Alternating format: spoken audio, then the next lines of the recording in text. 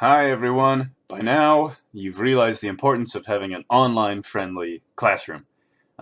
You can probably survive by scanning old worksheets and stuff, but that sounds boring, especially when online education is all that your students have.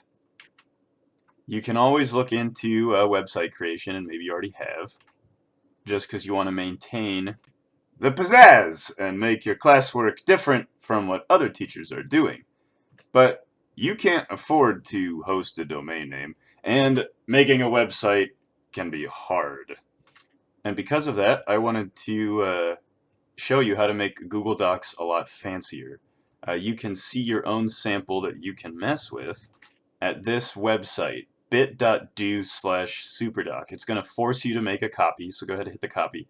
And right now, pause this video and don't unpause it until you have made your copy.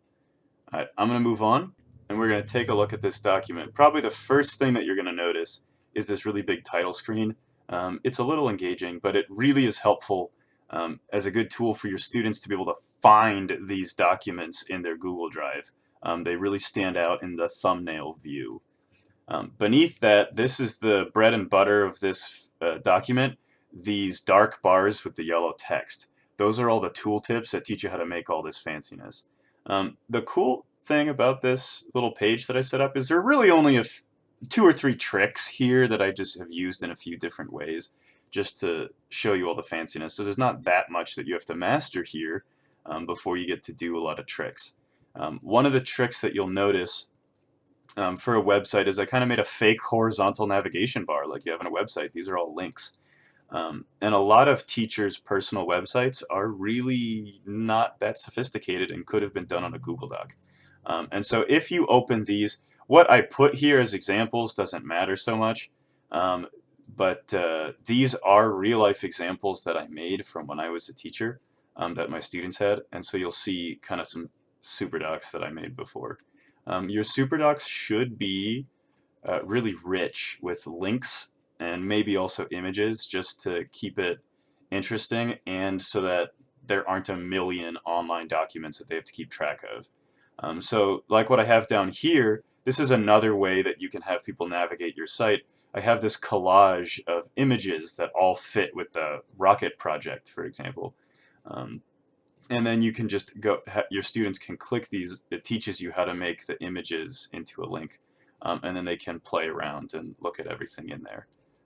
Especially if you are using one site to have like a week's worth of content, you gotta have bookmarks. And I have that at the bottom, and it shows you how to do that. If you look at the Egg Drop Lab, you can see how I use some bookmarks in real life to take them from the intro stuff to the part 2, and then finally at the end of the week when they were doing their write-ups, they would just have a bookmark so they could keep getting to it and wouldn't have to scroll forever. And then last but not least, I show you kind of some examples of student response text boxes so you can go ahead and see what it looks like. As a way you can make it really obvious for the students where they're going to type. Sometimes when you make everything a big blank space, it's hard to organize thoughts.